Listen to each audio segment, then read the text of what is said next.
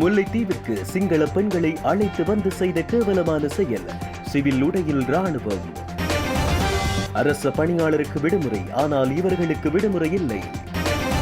பொய்க்குற்றம் சாட்டி பேரை கெடுத்த நாட்டிற்கு வைத்தியர் ஒருவர் செய்த பிரதி உபகாரம். குவியும் பாராட்டுக்கள். முக்கிய விடயத்தில் தலையிட்டு தீர்வை அறிவித்தார் ரணில். மகிழ்ச்சியில் மக்கள். மீண்டும் யாழில் இருந்து இந்தியாவிற்கு விமான சேவை. பச்சை கொடி காட்டிய டக்ளஸ். முழுமையாக முடங்கும் தனியார் பேருந்து சேவை. வெளியாகிய பேரிடி அறிவித்தல். ஆஸ்திரேலியாவுக்கு 3வது புகலிட கோரிக்கையாளர் படகுக்கு நேர்ந்த கதி. இலங்கையர்களுடையதா என்ற சந்தேகம். கொழும்பில் கோடிக்கணக்கான சொத்துக்காக மாமியாரை கொன்ற மருமகன். வெளியான முழு விவரம். வவுனியாவில் லண்டன் பெண் மரணத்தில் தொடரும் மர்மம். வவுனியாவில் பெண்ணை கடத்தி கப்பம் கேட்ட மர்ம நபர்கள். தீனி போட்டு பிடித்த போலீசார். அதிருப்தி அடைந்துள்ளோம், அதானி குழுமத்தின் அறிவிப்பு. போலீசாரால் துரத்தப்பட்ட லொரி. பேயோட்டம் ஓடி வீட்டிற்குள் புகுந்த வண்டி. இலங்கையில் புதுமண மக்களுக்கு இப்படி ஒரு பரிசா? இணையத்தில் வைரலாகும் புகைப்படம். தேர் கவிழ்ந்த விபத்து. பக்தர்கள் 2 பரிதாபகரமாக பலி, பலர் காயம். சிவில் உடை அணிந்திருந்த பெருமளவிலான இராணுவத்தினர் பௌத்த மதத்தினை தழுவும் பெருமளவான பெண்களை காரணமே தெரியாமல் முல்லைத்தீவிற்கு அழைத்து வந்துள்ளதாக வன்னி மாவட்ட நாடாளுமன்ற உறுப்பினர் பினு நோதராலிங்கம் தெரிவித்துள்ளார். தமிழர்களின் பூர்வீக வழிபாட்டிடமான முல்லைத்தீவு தண்ணிமுறிப்பு குருந்தூர் மலையில் புத்தர் சிலை ஒன்றை பிரதிஷ்டை செய்வதற்கு பௌத்த தீரர்கள் முயற்சித்த நிலையில் பொதுமக்களின் எதிர்ப்பினால் குறித்த நடவடிக்கை தடுத்து நிறுத்தப்பட்டது. முல்லைத்தீவு நீதிமன்றத்தால் வழங்கப்பட்ட கட்டளைகளையும் மீறி இராணுவத்தினரின் பூரண ஒத்துழைப்பில் ஹபோ கல்லிலான் ஆன புத்தர் சிலை ஒன்றை பிரதிஷ்டை செய்வதற்கும் அங்கு புதிதாக நிர்மாணிக்கப்பட்ட பௌத்த விகாரையின் கலசத்திற்குரிய விசேட பூஜை வழிபாடுகளை மேற்கொள்வதற்குமான நூற்றுக்கணக்கான பௌத்த பிக்குகள் குறித்த பகுதியில் ஒன்று திரண்டிருந்தனர். இது தொடர்பில் தமிழ் ஊடகம் ஒன்றின் நிகழ்ச்சியில் கலந்து கொண்டு கருத்து தெரிவிக்கும் போதே அவர் இந்த விடயத்தை குறிப்பிட்டுள்ளார். வெள்ளிக்கிழமைகளில் அரசு பணியாளர்களுக்கு விடுமுறை வழங்குவதற்கு அமைச்சரவை அங்கீகாரம் வழங்கியுள்ளது. நாட்டில் ஏற்பட்டிருக்கும் பொருளாதார நெருக்கடியை கவனத்தில் கொண்டே இந்த தீர்மானம் எடுக்கப்பட்டுள்ளது. ஆனாலும் சுகாதார, மின்சக்தி, எரிபொருள், பாதுகாப்பு, கல்வி மற்றும் இதர அத்தியாவசிய சேவைகள் அன்றைய தினம் இயங்கும் என்றும் மேலும் அறிவிக்கப்பட்டுள்ளது. கொரோனாக்கள் போதனா வைத்தியசாலையின் வைத்தியர் ஷாபி கிதாப்தீன் தனக்கு கிடைத்த நிலுவை சம்பள தொகையை இலங்கைக்கான அத்தியாவசிய மருந்துகளை கொள்வனவு செய்வதற்கு வழங்க தீர்மானித்துள்ளார். இதன்படி தனக்கு வழங்கப்பட்டுள்ள 26,75,816 ரூபாய் 48% சம்பள நிலுவை தொகையை சுகாதார அமைச்சிடம் திருப்பி வழங்க முடிவு செய்துள்ளார். பெருமளவிலான தாய்மாருக்கு கட்டாய கருத்தடை செய்யப்பட்டதாக குற்றம் சுமத்தப்பட்டு பணி இடைநிறுத்தப்பட்ட வைத்தியர் ஷாபி தன் மீதான குற்றச்சாட்டுகளில் இருந்து முழுவதுமாக வெளிவந்துள்ளார். நீண்ட நாட்களாக நிலுவையில் இருந்த வழக்கில் அவர் குற்றமற்றவர் என தீர்ப்பு அறிவிக்கப்பட்ட நிலையில் ஷாபி கிதாப்தீனை மீள பணிக்கு அளிக்க தீர்மானிக்கப்பட்டது. அதன்படி பணி இடைநிறுத்தப்பட்டிருந்த காலகட்டத்தில் அவருக்கு வழங்கப்படாத சம்பளம் மற்றும் பிற கொடுப்பனவுகள் அனைத்தையும் ஜூலை 10ஆம் தேதிக்கு முன்னர் வழங்குவதற்கு நீதிமன்றம் உத்தரவிட்டது. கட்டாய விடுப்பு காலத்திற்கான நிலுவைத் தொகைகள், கொடுப்பனவுகள், இடைக்கால கொடுப்பனவுகள் மற்றும் வாழ்க்கை செலவு கொடுப்பனவுகள் அனைத்தையும் மனுதாரர் வைத்தியர் ஷாபி ஷிதாப்தீனுக்கு செலுத்த முடியும் என சட்டமா அதிபர் மேன்முறையீட்டு நீதிமன்றத்துக்கு அறிவித்திருந்தார். அதன்படி வைத்தியர் ஷாபி ஷிதாப்தீனுக்கு நிலுவைத் தொகை சுகாதார அமைச்சால் வழங்கப்பட்டுள்ளது. குறித்த நிதியை அவர் அத்தியாவசிய மருந்துகளை கொள்வனவு செய்வதற்கு வழங்குவதற்கு தீர்மானித்துள்ளார். எரிபொருள் மற்றும் எரிவாயு என்பவற்றுக்கு அவசியமான டாலரை வழங்குவதற்கு பிரதமர் ரணில் விக்ரமசிங்க நேற்று இடம்பெற்ற அமைச்சரவை கூட்டத்தில் இணங்கியுள்ளார். வங்கிகளுக்கு இடையில் நிலவிய தொழில்நுட்ப கோளாறு காரணமாக கட்டணங்களை செலுத்துவதில் தாமதம் ஏற்பட்டுள்ளதாக அவர் குறிப்பிட்டுள்ளார். கடந்த தினங்களில் நாட்டின் பல பகுதிகளில் எரிபொருள் மற்றும் எரிவாயுவிற்காக மக்கள் நீண்ட வரிசையில் காத்திருந்தனர். சில இடங்களில் அமைதியின்மை சம்பவங்கள் பதிவாகியிருந்தன. ஒருகுடவத்த பகுதியில் நேற்றிரவு எரிபொருள் கோரி மக்கள் எதிர்ப்பில் ஈடுபட்டதோடு அங்கு அமைதியின்மை ஏற்பட்டது. இந்நிலையில் லிட்டோ நிறுவனத்தின் எரிவாயு விநியோகம் தொடர்ந்து நிறுத்தப்பட்டுள்ளது. 3900 மெட்ரிக் டன் எரிவாயு அடங்கிய கப்பலுக்கு கட்டணம் செலுத்த முடியாமையால் இந்நிலை ஏற்பட்டுள்ளது. மேலும் 7 நாட்களாக குறித்த கப்பலுக்கு கட்டணம் செலுத்தப்படாமல் உள்ளது. அத்துடன் இன்றைய தினம் மின்சாரம் துண்டிக்கப்படும் என்றும் அறிவிக்கப்பட்டுள்ளது.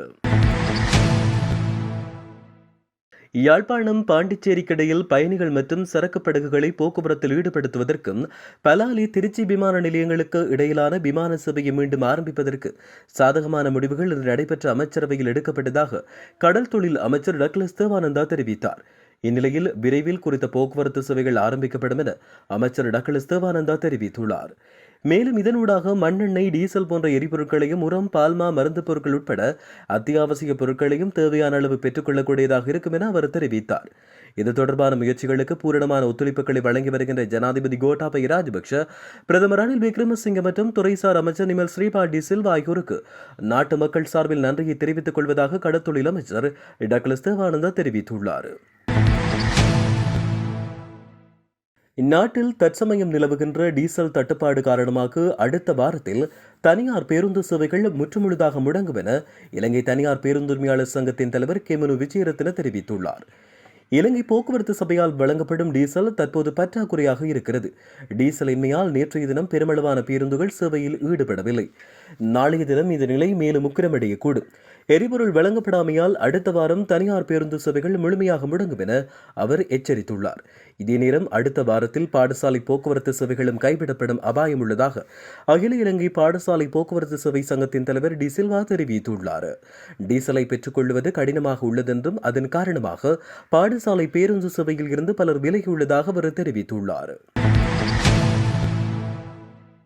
இலங்கையர்களின் படகாக இருக்கக்கூடும் என்ற சந்தேகத்தின் அடிப்படையில் ஆஸ்திரேலியாவை நோக்கி பயணித்த மற்றொரு புகலிட கோரிக்கையாளர் படகை ஆஸ்திரேலிய எல்லை அதிகாரிகள் இடைமறித்துள்ளதாக அறிவிக்கப்பட்டுள்ளது.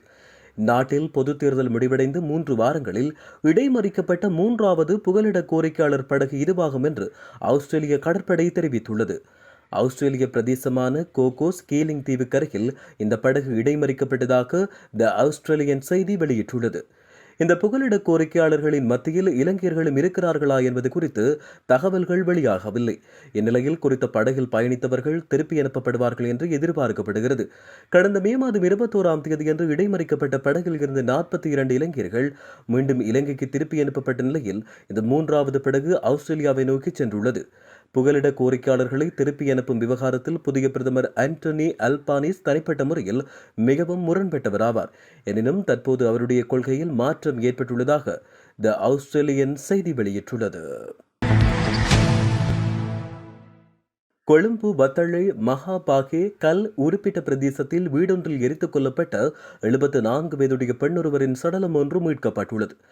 மரணத்தின் பிரதான சந்தேக நபர் அவரின் ஒரே மகளின் கணவர் என மகாபாகே போலீசார் கண்டுபிடித்துள்ளனர். இந்த சம்பவம் கடந்த 7ஆம் தேதி அதிகாலை 1 மணிக்கும் 5 மணிக்கும் இடையில் இடைப்பட்ட நேரத்தில் இடம்பெற்றுள்ளதாக தெரிவிக்கப்படுகிறது. வீட்டுக்குள் புகுந்த கொள்ளையர்கள் அலமாரியில் இருந்த பொருட்களை திருடியதாகவும் சம்பவத்தை நேரில் பார்த்த பெண்ணை கொன்றுவிட்டு தப்பிச் சென்றுள்ளதாகவும் போலீசாருக்கு முறைப்பாடு செய்யப்பட்டது.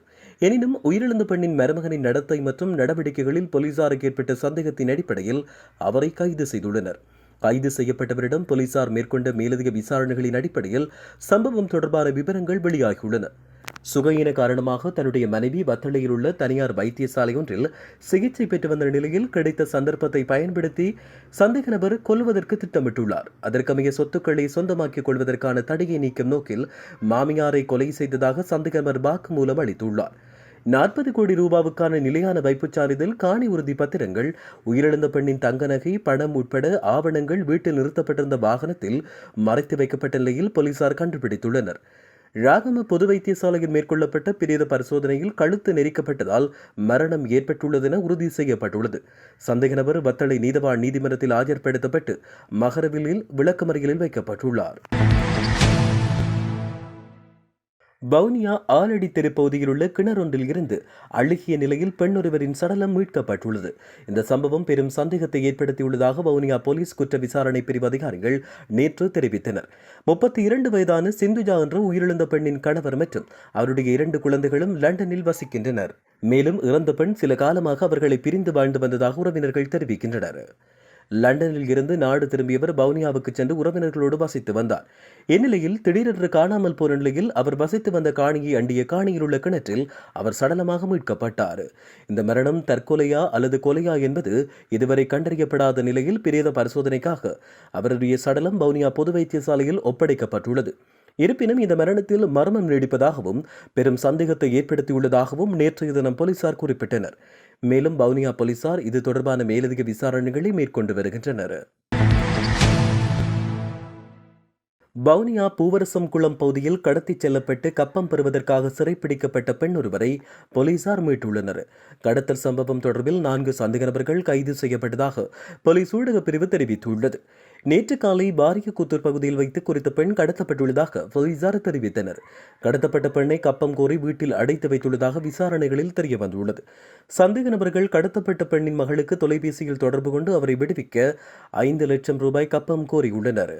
கப்பம் கொடுக்காவிட்டால் குறித்த பெண்ணை சுட்டுக் கொன்று விடுவோம் என சந்தேக நபர்கள் மிரட்டியுள்ளனர்.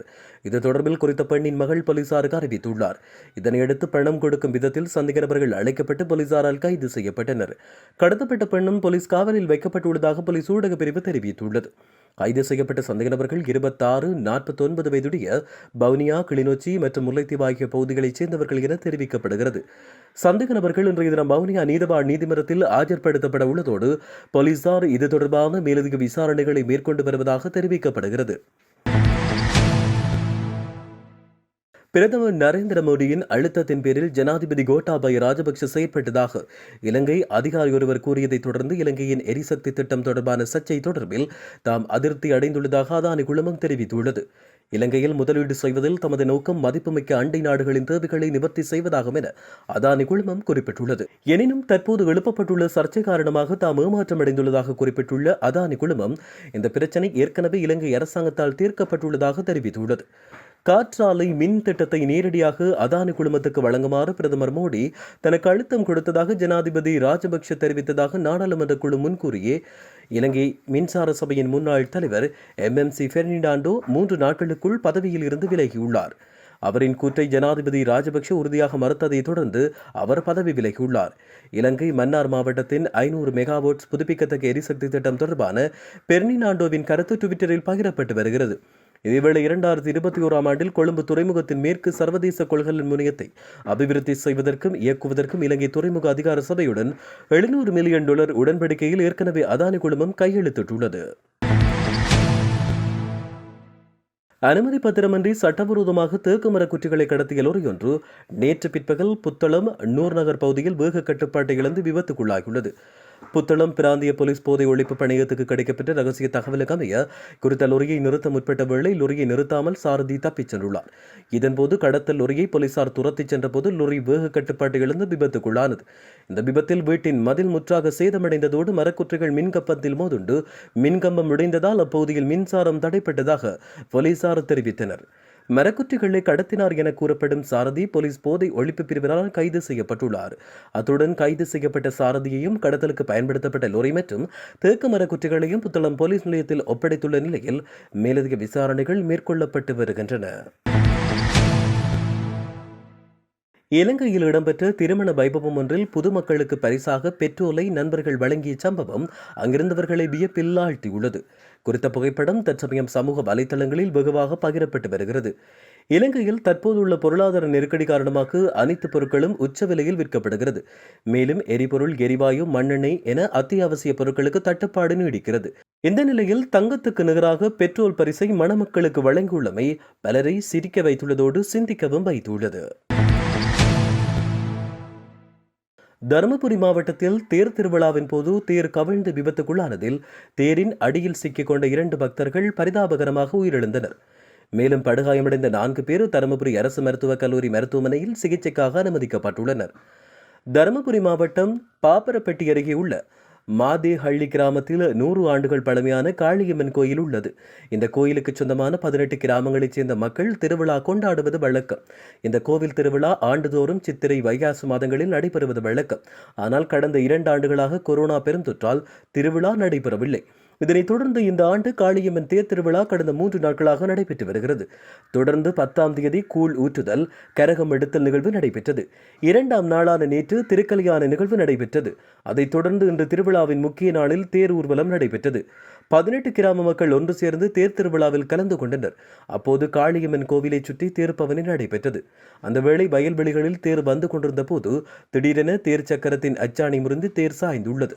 தொடர்ந்து ஏராளமான மக்கள் கூடியிருந்ததால் 30 அடி உயரமுள்ள தேர் விழுந்ததில் 6 பேர் சிக்கிக் கொண்டனர். தொடர்ந்து கூடியிருந்த மக்கள் தேரை அப்புறப்படுத்தி தேருக்கடியில் சிக்கியிருந்த 6 பேரை மீட்டு ஆம்புலன்ஸ் மூலமாக தருமபுரி அரசு மருத்துவக் கல்லூரி மருத்துவமனைக்கு அனுப்பி வைத்தனர்.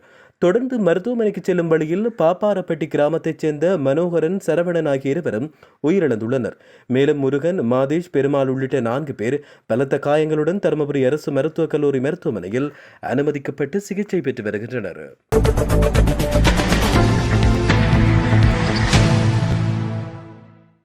முல்லைத்தீவிற்கு சிங்கள பெண்களை அழைத்து வந்து செய்த கேவலமான செயல். சிவில் உடையில் ராணுவம். அரச பணியாளருக்கு விடுமுறை, ஆனால் இவர்களுக்கு விடுமுறை இல்லை.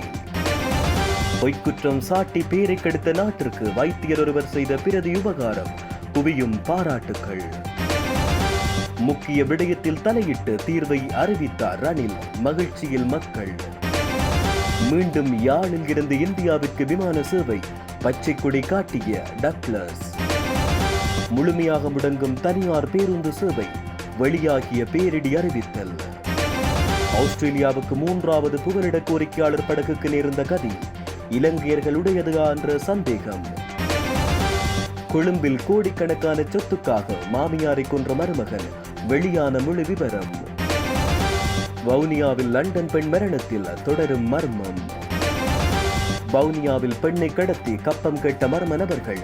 தீனி போட்டு பிடித்த போலீசார். அதிருப்தி அடைந்துள்ளோம், அதானி குழுமத்தின் அறிவிப்பு. போலீசாரால் துரத்தப்பட்ட லொரி. பேயோட்டம் ஓடி வீட்டிற்குள் புகுந்த வண்டி. இலங்கையில் புதுமண மக்களுக்கு இப்படி ஒரு பரிசா? இணையத்தில் வைரலாகும் புகைப்படம். தேர் கவிழ்ந்த விபத்து. பக்தர்கள் 2 பரிதாபகரமாக பலி, பலர் காயம்.